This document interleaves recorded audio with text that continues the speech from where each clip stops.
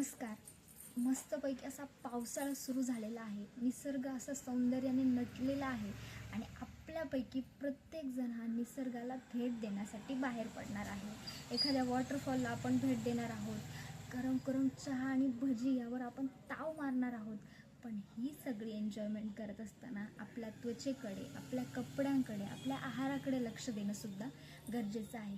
मग आपण skin care कसं करू शकतो ह्याविषयी माहिती आपण आजच्या व्हिडिओमध्ये बघणार आहोत. तर व्हिडिओ शेवटपर्यंत पाहत राहा. तुम्ही आपल्या चॅनलवर नवीन असाल तर फार्मर ऑफ विथ मृणाल या चॅनलला सबस्क्राईब करायला, लाईक करायला आणि शेअर करायला विसरू नका. बरेचसे लोक असा विचार करतात की स्किन केअर हे फक्त उन्हाळ्यामध्ये करायचं असतं, कारण उन्हाळ्यामध्ये जास्त प्रमाणात ऊन असतं, स्किनचं टॅनिंग होतं, घाम येतो, चेहरा काळपट पडतो. त्याच्यामुळे आपण उन्हाळ्यामध्ये स्किन केअर करायचं असतं. पावसाळ्यामध्ये ऊन जास्त नसतं, त्याच्यामुळे स्किन काय जास्त डॅमेज होणारच नाही. पण नाही, पावसाळ्यामध्ये वातावरणात ह्युमिडिटी म्हणजेच आर्द्रता असते, ज्यामुळे आपली त्वचा तेलकट जास्त प्रमाणात होऊ शकते. तर अशा वेळेस आपण काय करू शकतो? आता पहिली गोष्ट म्हणजे बऱ्याच जणांना आपल्या स्किन टाईपबद्दलच कन्फ्युजन असतं. म्हणजे सकाळी आपण छान आवरलं की आपली त्वचा छान मस्त हायड्रेट वाटत असते, आपल्याला जास्त ऑइली वाटत नसते. पण जसं जसं 12-1 दुपारनंतर आपल्याला असं वाटायला की आपली त्वचा तेलकट झालेली, म्हणजे आपला जो हा टी झोन आहे इथेसुद्धा आपल्याला आपली स्किन अशी ऑइली झाल्यासारखी वाटते. तर अशा वेळेस आपण काय करू शकतो? तर जेल बेस्ड मॉइश्चरायझर वापरणं खूप चांगलं ठरेल आपल्यासाठी. आणि त्याच्यामध्ये पर्याय तुम्हाला मी सांगते जे की खूप ॲफोर्डेबल आहेत, सगळेजण ते बाय करू शकतात. हे म्हणजे पॉन्ड्सचं सुपरलाईट जेल.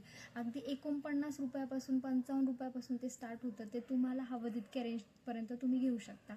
पॉन्ड्सचं जर घ्यायचं नसेल तर सिम्पलचं हायड्रेटिंग जेल जे आहेत ते सुद्धा खूप ॲफोर्डेबल आहे, तुम्ही ते बाय करू शकता. आता पावसाळ्यामध्ये कोणत्या प्रकारचे कपडे घालावे? तर पावसाळ्यामध्ये कॉटनचे कपडे घालावे. खूप टाईट घट्ट असे कपडे घालायचे नाहीत, कारण पावसाळ्यामध्ये काय होतं की बऱ्याचदा आपण पाहिलं असेल, जेव्हा पाऊस पडणार असतो त्याच्या आधी आपल्याला घाम येतो, म्हणून शरीरातून दुर्गंधी वगैरे यायला सुरुवात होते. आणि त्यात आपण टाईट कपडे घातले तर त्यातून आणखीन आपल्या शरीरातून अंडरआर्म्समधून दुर्गंधी यायला सुरुवात होते. त्याच्यामुळे कॉटनचे कपडे घालावे. जर तुम्ही जिमला जात असाल तर जिमवरून आल्यानंतर कंपल्सरी अंघोळ करणं फार गरजेचं आहे. आता त्याच्यानंतर दुसरी गोष्ट, आपल्या चपला, आपले शूज. आपण काय करतो? पावसाळ्यातून आलो, शूज आपले भिजलेले असतात, दुसऱ्या दिवशी सकाळी तेच भिजलेले शूज घालून आपण बाहेर पडतो. तर असं करायचं नाही. यामुळे काय होतं की पायांच्या बोटांमध्ये फंगल इन्फेक्शन व्हायला सुरुवात होते. मग अशा वेळेस आपल्या चपला ज्या आहेत त्या पूर्ण सुकल्यानंतरच घालायचे, किंवा 2 जोड कॅरी केले किंवा ठेवलं तरी चालेल. आता त्याच्यानंतर अंडरआर्मसाठी आपण काय वापरू शकतो? तर त्याच्यासाठी तुम्ही रोल ऑन वापरू शकता.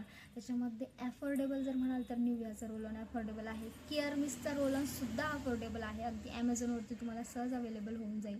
आणि त्याच्यानंतर डवचे सुद्धा रोल ऑन येतात. जर तुम्हाला रोल ऑन वापरायचं नसेल तर अगदी सोपा साधा उपाय मी तुम्हाला सांगते. तुम्ही मेडिमिक्स सोप जो आहे तो तुम्ही वापरू शकता. 10 रुपयापासून मेडिमिक्स सोप सुरू होतो आणि मेडिमिक्सचा स्मेलसुद्धा खूप खूप छान असतो. जर तुम्हाला अंडरआर्म्सचा ओडर लपवायचा असेल तर तुम्ही मेडिमिक्स सोपसुद्धा वापरू शकता, जर रोल ऑन वापरायचा नसेल तर. आता पावसाळ्यामध्ये काय होतं की आपण त्वचेचे आजार जास्त प्रमाणात म्हणजे रिंगवर्म, इचिंग जास्त प्रमाणात व्हायला सुरुवात होते. का? कारण पावसाळ्याचं वातावरण हे उष्ण आणि दमट असतं, जे बुरशीच्या वाढीसाठी पूरक असतं. मग अशा वेळेस आपण त्वचेची काळजी घेणं, सुकलेले कपडे म्हणजे ड्राय झालेले कपडे घालणं फार गरजेचं आहे. अदरवाईज फंगल इन्फेक्शन होतं आणि पावसाळ्यातले फंगल इन्फेक्शन जे असतात ते लवकर बरे होत नाहीत. त्याच्यामुळे आपण जितकी जास्त सुके कपडे घालण्याचा प्रयत्न करू, जितकं हायजीन मेंटेन करू, तितकं आपण ह्या त्वचेच्या आजारांपासून लांब राहू. आता त्याच्यानंतर आपण आहार म्हणजे कोणतं डाएट फॉलो करायचं? तर आहारामध्ये तुम्हाला भरपूर फळे, पालेभाज्या खूप खाणं गरजेचं आहे. याच्यामध्ये तुम्ही स्प्राऊट खाऊ शकता, खूप भाज्या घातलेलं सूप तुम्ही पिऊ शकता, हर्बल टी पिऊ शकता, टर्मरिक मिल्क पिऊ शकता. आता टर्मरिक मिल्क जे आहे, टर्मरिक मिल्क म्हणजे हळदीचं दूध. हळदीचं दूध इतकं गुणकारी आहे की ज्यामुळे तुमचं कफ, सर्दी, ताप सगळं काही बरं होऊ शकतं. आता दुसरी गोष्ट म्हणजे की ड्रिंक कोणतं चांगलं आहे पावसाळ्यासाठी? तर जिंजर टी. जिंजर टी म्हणजेच आल्याचा चहा. आल्याचा चहा हा पावसाळ्यामध्ये खूप खूप गुणकारी आहे.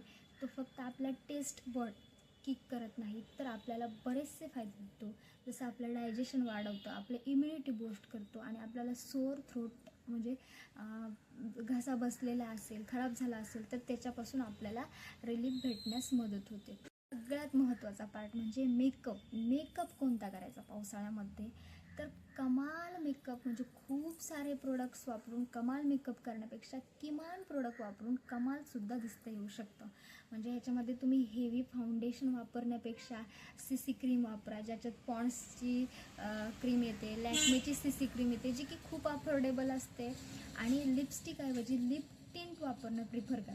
पावसाळ्यामध्ये सनस्क्रीन वापरायचं का, तर हो, पावसाळ्यामध्ये सनस्क्रीन वापरायचं, जरी पाऊस पडत असला, ऊन नसलं तरीसुद्धा. आता पावसामध्ये कोणतं सनस्क्रीन वापरायचं, तर अल्ट्रा मॅट सनस्क्रीन, मॅट फिनिशिंगचं सनस्क्रीन वापरायचं, ज्यामध्ये तुम्ही डर्माचं मॅट फिनिशिंग सनस्क्रीन घेऊ शकता. किंवा जर नसेलच घ्यायचं तर कोणत्याही मेडिकल स्टोअरमध्ये तुम्हाला ॲक्ने UV सनस्क्रीन जेल म्हणून भेटेल, ते तुम्ही वापरू शकता. झाली संपूर्ण माहिती. व्हिडिओ जर तुम्हाला आवडला असेल तर नक्कीच लाईक, शेअर आणि सबस्क्राईब करायला विसरू नका. आणि नेक्स्ट व्हिडिओ कोणत्या टॉपिकवर बनवू हे मला कमेंट बॉक्समध्ये नक्की कळवा. धन्यवाद.